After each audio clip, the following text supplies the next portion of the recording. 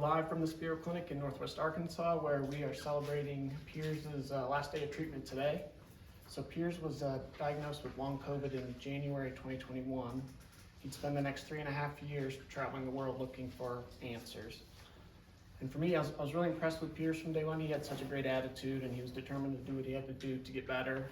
And it's bittersweet because I really enjoyed getting to work with him. But at the same time, it's sorry. It was great to work with Piers and get to know him, and it's bittersweet because I have to say goodbye, but also couldn't be happier for him to get his life back.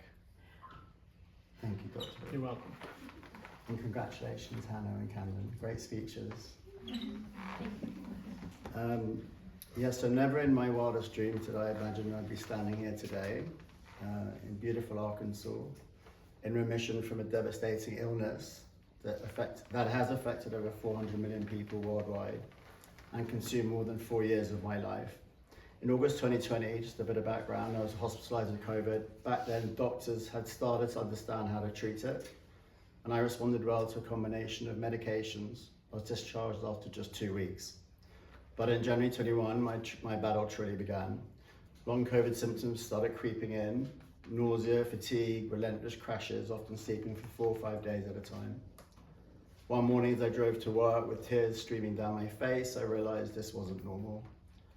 Within months, I experienced nearly every long COVID symptom: exhaustion, difficulty breathing, acid reflux, headaches, insomnia, and worst of all, a strange crushing depression that hit me every morning like clockwork. My well-meaning mum sent me to a wellness clinic in Austria, a kind gesture that unfortunately turned into a nightmare. They abruptly took away my medications and my symptoms spiraled out of control. I couldn't sleep, and I felt like my entire body was on fire. I sobbed on the phone to my parents, who were at a loss. What followed was a journey from one doctor to another. I reckon I saw over 200 doctors across 7 countries and 3 continents. I endured countless tests, conflicting diagnoses, and even dire warnings. One doctor told me I had a non-endocrine tumor, casually adding, the one Steve Jobs died from. Really helpful. At my lowest, nausea was my constant tormentor, debilitating and relentless. I found temporary relief in IV cyclizine, a powerful antiemetic, but it required IV drips twice a day. Doctors were adamantly against this, warning of the risk of infection. They told me you can't die from nausea, but it felt like I could.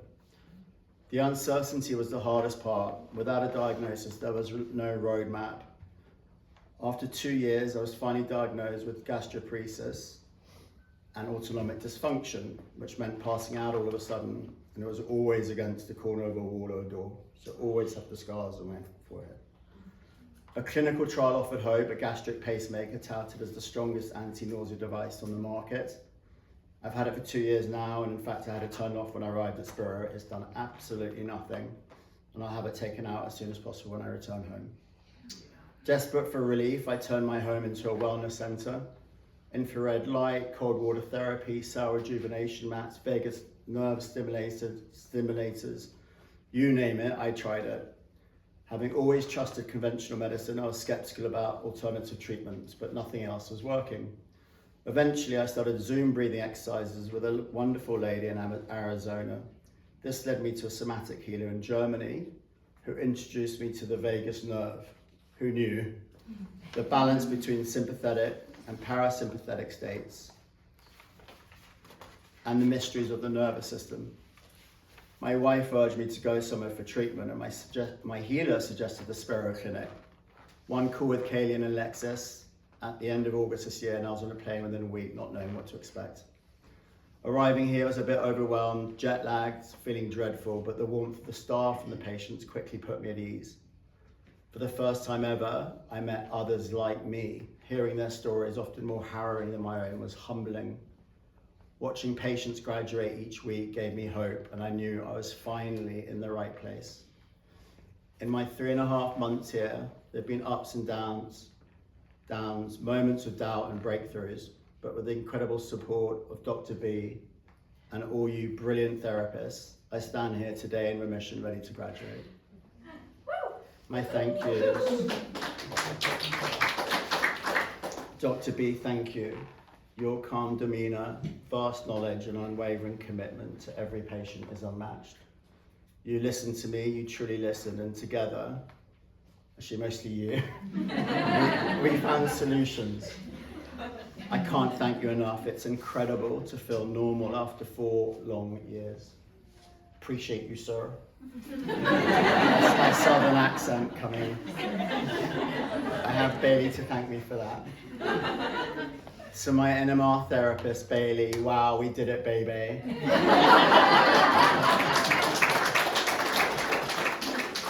Thank you for gently pushing me.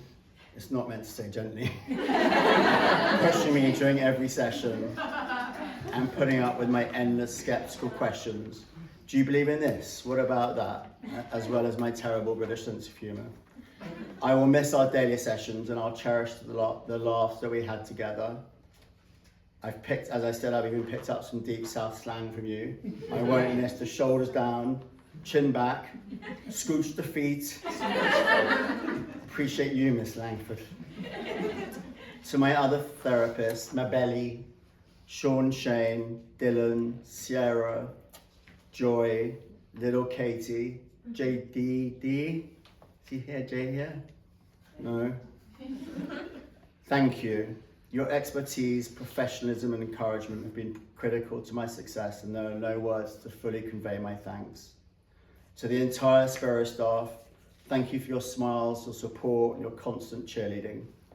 I'll miss hearing you can come on back now, sugar.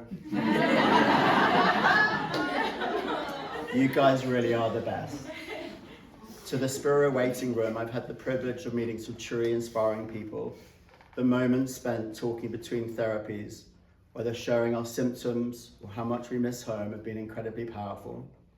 We've shared laughter along the way, and I genuinely hope the friendships we built will stand the test of time. I'll be cheering you all on from the sidelines, rooting for each of you. Trust the process, you're exactly where you're meant to be. Things will fall into place, and soon you'll find yourself standing up here.